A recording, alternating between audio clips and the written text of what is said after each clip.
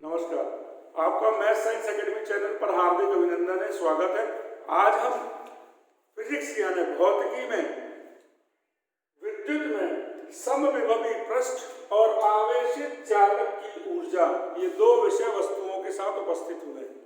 सबसे पहले तो आप ये समझ लें, ऐसा गोलीय चालक जिसको आवेश देने पर उसके प्रत्येक बिंदु का विभव एक समान हो जाए, नाम से स्पष्ट है, समविभवी पृष्ठ जिसके प्रत्येक बिंदु पर विभव समान हो उसे समविभवी पृष्ठ कहते हैं। एक सामान्य जानते तो परिभाषा हो इसकी कि ऐसा पृष्ठ जिसके प्रत्येक बिंदु पर विभव समान हो उसे समविभवी पृष्ठ कहते हैं। हम ये जानते हैं कि आवेश उच्च विभव से निम्न विभव की ओर प्रवाहित होता है। आवेश उच्च विभव से निम्न विभव की ओर प्रवाहित होता है। जैसे नदी ऊपर से नीचे की ओर बहती है जल, तो वैसे ही आवेश उच्च से निम्न विभव की ओर प्रवाहित होता है। और जो विभवांतर है तो अपन को ज्यादा वाले में से कम वाले को घटाना रहता है। अब आपने बोला कि इसके प्रत्येक बिंदु का विभव समान है, तो मतलब बराबर है विभव, तो बराबर विभव में से बराबर विभव को घटाओगे तो विभवांतर शून्य आएगा। कहने का मतलब इस समविभवी पृष्ठ के जो गुण है, प्रॉपर्टीज है, अब उसको आपको ध्यान से सुनना है। परिभाषा तो आपने सुन ली, ऐसा पृष्ठ जिसके प्रत्येक बिंदु पर विभव समान है, समविभवी पृष्ठ। पहला गुण, जब समविभवी पृष्ठ होगा तो किन्हीं भी दो बिंदुओं के बीच का, इस पृष्ठ के किन्हीं भी दो बिंदुओं के बीच का विभवांतर शून्य होगा। विभवांतर एक प्रकार का कार्य होता है। कौन सा कार्य? आवेश को एक जगह से दूसरी जगह तक ले जाने में किए गए कार्य, है ना। तो जब दो बिंदुओं के बीच का विभवांतर शून्य है, इसका मतलब दो बिंदुओं के बीच में आवेश को एक जगह से दूसरी जगह तक ले जाने में किया गया कार्य भी शून्य है। अब जब आवेश को एक जगह से दूसरी जगह तक ले जाने में किया गया कार्य शून्य है, मतलब आपने कार्य किया ही नहीं का मतलब ये हुआ कि आवेश यहां से यहां तक या यहां से यहां तक किसी भी दो बिंदुओं के बीच में स्थानांतरित हुआ ही नहीं। निष्कर्ष कि समविभवी पृष्ठ में आवेश को एक बिंदु से दूसरे बिंदु तक ले जाया ही नहीं जा सकता। क्यों? क्योंकि बराबर विभव में आवेश प्रवाहित नहीं होता। आवेश हमेशा उच्च विभव से निम्न विभव की ओर प्रवाहित होता है। ठीक है ना। समविभवी पृष्ठ को विद्युत बल रेखाएं सदैव लंबवत होती है। समविभवी पृष्ठ की ये लंबवत बल रेखाएं, विद्युत बल रेखाएं, आवेश का स्थानांतरण नहीं हो सकता, बता दिया आपको। बिंदु आवेश के लिए समविभवी पृष्ठ समकेंद्रित गोले के समान होता है। अगर बिंदु आवेश रखा तो जो समविभवी पृष्ठ बनेगा वो एक ही समकेंद्रित गोला आपने पढ़ा होगा मैथ्स में, उसके समान होता है। फिर लिखा है किया गया कार्य यानी विभवांतर शून्य होता। अभी मैंने आपको समझाया। किसी भी, ये इंपॉर्टेंट चीज है फॉर कॉम्पिटिटिव एग्जाम, प्रतियोगी परीक्षाओं से जुड़ी हुई इंपॉर्टेंट चीज, किसी भी सुचालक धातु का पृष्ठ सदैव एक समविभवी पृष्ठ होता है। ऊपर वाला पृष्ठ जो है वो हमेशा समविभवी पृष्ठ होगा। दूसरी इसमें जो इंपॉर्टेंट चीज है कॉम्पिटिटिव एग्जाम से जुड़ी हुई वो ये है कि इसमें दो बिंदुओं के बीच आवेश स्थानांतरण में किए गए कार्य का मान शून्य होता है। अर्थात इसमें जो कार्य शून्य, यानी इसमें किसी प्रकार का अतिरिक्त कार्य नहीं किया गया तो अतिरिक्त ऊर्जा उत्पन्न नहीं होगी, क्योंकि कार्य ऊर्जा में और ऊर्जा कार्य में बदलता है। ये जूल का नियम है। तो इसकी जो कुल ऊर्जा है वो इसकी स्थितिज ऊर्जा कहलाती है, पोटेंशियल एनर्जी कहलाती है। उसमें परिवर्तन नहीं होता, वो वैसे की वैसी ही बनी रहती है। ये हुआ समविभवी पृष्ठ। अब अपन अपने दूसरी बात पर आते हैं, चालक की, आवेशित चालक की ऊर्जा। ये एक चालक है, इसको हमने क्या किया, इसका पहले कुछ आवेश नहीं था। तो जब आवेश नहीं था तो इसका प्रारंभिक विभव शून्य था। हमने इसको क्यों आवेश दिया? इसका जो विभव है वो शून्य से बढ़कर v हो गया। हमने क्या किया, इस चालक का पहले आवेश था शून्य, पहले विभव था शून्य। हमने जब इसको क्यों आवेश दिया तो इसका विभव बढ़ के हो गया v। तो आवेश देने का अपने कार्य किया है कि तो किसी भी चालक को आवेश देने में जितना कार्य किया जाता है वो उसकी स्थितिज ऊर्जा के रूप में जमा हो जाता है। अभी मैं आपको इसका एक बहुत रहस्यमय तरीका बताऊंगा, आप ध्यान दीजिएगा। ऊर्जा और कार्य की क्या जरूरत पड़ी भाई? सीधा सीधा लो भैया आवेश, लो भैया आवेश, लो भैया आवेश, तो आवेश सीधा सीधा जा सकता था, फिर कार्य करने की क्या जरूरत पड़ी? तो आप इसको अब जरा ध्यान से समझिए। पहले मैं सूत्र पूरा समझा दूं। तो हमने आवेश दिया और इसका विभव हो गया V।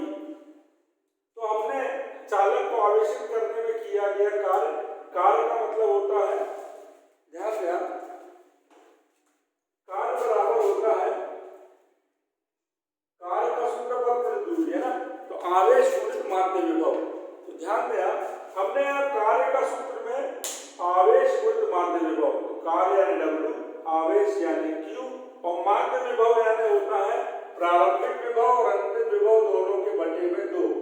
तो ये हो गया Q और ये हो गया V बटे 2, यानी हो गया QV बटे 2। हमने धारिता के सूत्र में पढ़ा है Q बराबर CV, C धारिता होती है। तो आप ये Q का मान इधर रख सकते हैं, तो W बराबर आ गया, इसकी जगह लिख दिया आपने CV इंटू V बटे में 2। तो CV का V में गुणा V स्क्वायर बटे में 2, यानी W बराबर 1 बटे 2 CV स्क्वायर, ये दूसरा व्यंजक हो गया। अब हम इसको अगर ऐसा लिख दें, V बराबर Q बटे C, C को नीचे ले जाए तो V बराबर Q बटे C, तो हमने लिखा W बराबर हाफ, V की जगह लिख दिया Q बटे C और पूरे का स्क्वायर। तो Q का स्क्वायर C का स्क्वायर, इस स्क्वायर से एक C कट गया, तो W बराबर बचा हाफ Q स्क्वायर बटे C, यानी Q स्क्वायर एकम Q स्क्वायर बटे में 2C। यानी कहने का मतलब ये हुआ, यहाँ पर हमने Q, C और V आवेश, धारिता और विभव के रूप में किसी चालक को आवेशित करने में उसकी जितनी ऊर्जा है या जो कार्य है उसके 3 व्यंजक निकाले। ये Q और V के रूप में है, ये C और V के रूप में है, ये Q और C के रूप में। यानी हमने Q, C, V इन तीनों के रूप में 3 व्यंजक निकाले। क्यों निकाले? क्योंकि जो संख्यात्मक प्रश्न आते हैं, न्यूमेरिकल्स आते हैं, उसमें अगर आपको Q और C का मान दिया हो तो ये वाला सूत्र लगाना, Q और V का मान दिया हो तो ये वाला सूत्र लगाना, Q, C और V का मान दिया हो तो ये वाला सूत्र लगाना। अब जो हमने प्रारंभ में आपसे बोला वो बहुत अच्छी चीज है, उसको समझना है। इस चालक का ध्यान दीजिएगा, बहुत ध्यान से समझना। इस चालक का प्रारंभिक विभव 0 है। अब हमने इसको, मान लीजिए हमारी इच्छा है कि हम इसको 10 कूलाम का आवेश दें। यहां से आपको बात को गंभीरता से समझना है। जैसे थाली में रखा हुआ भोजन अब एक साथ ग्रहण नहीं कर सकते, कौर बना बना के खाना पड़ता है, वैसे ही हम आवेश को एक साथ किसी को नहीं दे सकते। मान लीजिए हमको 10 कूलाम का आवेश इसको देना है, तो छोटे छोटे टुकड़े करना पड़ेंगे उसको। जैसे अपन ने मान लो किसी से उधार लिया 10,000 रुपये और बोल दिया भैया हर महीने 2,000 रुपये देंगे, तो आपने 2,000 रुपये महीने की 5 किस्त बांध ली और आपने हर महीने 2,000 रुपये दिए, तो उसको किस्त यानी पार्ट। तो वैसे यदि आपको किसी चालक को आवेशित करना है तो कार्य क्यों करना पड़ता है, ऊर्जा कहाँ से आती है, इस बात पर मंथन कर रहे हैं, तो आप समझेंगे ऊर्जा कहाँ से आई और कार्य क्यों करना पड़ा। तो ध्यान दें, आप 10 कूलाम का आवेश देना था, तो अभी हमने आपको बताया कि हम इसको छोटे छोटे भागों में बांट लेंगे। मान लीजिए हमने इसके छोटे छोटे 5 भाग कर लिए, 1, 2, 3, 4, 5। ये पहला भाग, ये दूसरा भाग, ये तीसरा भाग, ये चौथा भाग, ये 5वां भाग। एक साथ तो 10 कूलाम का आवेश दे नहीं सकते। तो सबसे पहले हमने पहली किस्त का आवेश दिया, तो वो यहां जाके जमा हो गया। जब हम हमने पहली किस्त का आवेश दिया तो वो आवेश जाके चालक के अंदर जमा हो गया, तो ये चालक धन आवेशित हो गया। अब जब हमने दूसरी किस्त का आवेश देने की कोशिश करी, यहां से समझना है, जब हमने दूसरी किस्त का आवेश देने का प्रयास किया तो जो पहली वाली किस्त का धन आवेश पहले से पहुंच गया था, अब ये भी धन है और ये भी धन है, तो धन और धन में प्रतिकर्षण बल लगेगा, यानी पहली किस्त में दिया गया आवेश अब दूसरी किस्त में दिए जाने वाले धन आवेश पर प्रतिकर्षण बल लगाएगा, विरोध करेगा, उसको नहीं आने देना चाहेगा, लेकिन हम जबरदस्ती इसको पहुंचा देंगे। तो आपने क्या किया, पहली किस्त का जो आवेश था उस आवेश के विरोध में कार्य किया, जो कार्य किया वो इसके अंदर स्थितिज ऊर्जा के रूप में जमा हो गया, अब आवेश हो गया 4। अब हमने तीसरी किस्त का आवेश दिया, तो अब ये तीसरी किस्त के 2 कूलाम आवेश को अब इन 4 के विरोध में काम करना पड़ेगा, मतलब अब पहले 2 थे अब ये 4 हो गए, यानी अब ये 4 धन आवेश इस नए आने वाले 2 धन आवेश को ज्यादा प्रतिकर्षित करेंगे, तो यानी इसको अब इनके विरोध में और ज्यादा काम करना पड़ेगा, तो वो जो काम और ज्यादा करेंगे वो भी इसके अंदर स्थितिज ऊर्जा के रूप में जमा हो जाएगा, तो अब इसके अंदर आवेश हो गया 6 और ऊर्जा भी बढ़ गई। अब चौथी किस्त का आवेश दिया आपने इसको, तो चौथी किस्त के आवेश को अब इन 6 धन आवेश के विरोध में कार्य करना पड़ेगा, क्योंकि ये धन 6 आवेश इस चौथी किस्त के आवेश को अपने में अंदर आने देना नहीं चाहेंगे, प्रतिकर्षण बल लगाएंगे, और आप जबरन पहुंचा रहे हो का मतलब ये हुआ अब यहां पर किया गया कार्य फिर स्थितिज ऊर्जा के रूप में जमा हो जाएगा। अब हो गया 8। सबसे आखिरी वाली किस्त को तो सबसे ज्यादा काम करना पड़ेगा, क्योंकि उसको इस 8 के विरोध में काम करना है, तो सबसे अंत वाला जो किस्त है आवेश की, उसको इसमें प्रवेश करने के लिए पहले से दिए गए 8 आवेश के विरोध में सर्वाधिक कार्य करना पड़ेगा, वह कार्य भी इसके अंदर चालक के अंदर स्थितिज ऊर्जा के रूप में जमा हो जाएगा। तो कहने का मतलब चालक में स्थितिज ऊर्जा कहां से आई, तो वो मैंने आपको समझाया। चालक को आवेशित करने में क्यों कार्य करना पड़ा वो आपकी समझ में आ गया। जैसे थाली में परसा हुआ भोजन एक साथ ग्रहण नहीं कर सकते, वैसे एक साथ आवेश नहीं दे सकते। जिस प्रकार थाली में पदार्थ को कौर बना बना के खाते हैं, वैसे ही हम यहाँ दिए जाने वाले आवेश को जो आवेश देना है छोटे छोटे भागों में बांट देते हैं। आपको एक चीज और ध्यान है, पहले वाले कौर का खाना जब तक आप चबा के अंदर नहीं गुटक लोगे तब तक दूसरा कौर नहीं खा सकते, ठीक है ना। तो वैसे ही यहाँ पहला वाला आवेश दिया और उसके बाद जब तक वो अंदर समाहित नहीं हो गया दूसरे वाले किस्त का आवेश नहीं जाएगा। तो चालक में स्थितिज ऊर्जा इसलिए आ गई, चालक को आवेशित करने में कार्य इसलिए करना पड़ा क्योंकि चालक में दिए जाने वाले आवेश को जब छोटे छोटे भागों में बांटा गया तो पहले दिए जाने वाला आवेश बाद में दिए जाने वाले आवेश का हमेशा विरोध करता रहा और हमें उस विरोध के विरोध में कार्य करके उसके अंदर आवेश देना पड़ा।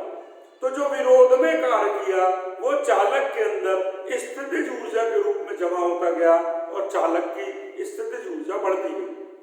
आपने देखा कि सबसे अंत वाली किस्त को सबसे ज्यादा काम करना पड़ा, मतलब सबसे अंत वाली जो वो आवेश की किस्त है उसके कारण जो ऊर्जा जमा हुई होगी इस चालक में वो सर्वाधिक होगी। ये कॉम्पिटिटिव एग्जाम प्रतियोगी परीक्षा से जुड़ी हुई विषय वस्तु है। किसी भी चालक को आवेशित करने में किए गए कार्य में जो चालक के अंदर स्थितिज ऊर्जा जमा होती है वो पहले व प्रारंभ में दिए जाने वाले आवेश के कारण होती है या सबसे अंत में दिए जाने वाले आवेश के कारण होती है। तो आपका उत्तर होगा जो सबसे अंत में आवेश दिया जाता है उसको सर्वाधिक कार्य करना पड़ता है और वही कार्य सर्वाधिक स्थितिज चालक के अंदर एकत्रित होता है। तो आज आपको हमने इसका रहस्य समझाया कि चालक को आवेशित करने में क्यों कार्य करना पड़ता है, क्यों स्थितिज ऊर्जा आती है, और एक समविभवी पृष्ठ, ये दो विषय वस्तुओं का आपको आज हमने अध्ययन कराया। अगर आपको ये वीडियो पसंद आया हो तो इसे लाइक करें, शेयर करें। हमारे इस मैथ साइंस एकेडमी चैनल को आप ध्यान से सब्सक्राइब करें। बार बार आग्रह कर रहे हैं आपसे। आप हमें फेसबुक और इंस्टाग्राम पर भी लाइक और फॉलो कर सकते हैं। कमेंट बॉक्स में लिखें। अध्ययन सामग्री जीवन में बहुत अनमोल है। आप अपने उज्जवल भविष्य निर्माण के लिए शैक्षिक संसाधनों का उपयोग कीजिए। यही कारण है कि हमने अपना दायरा बढ़ा लिया है।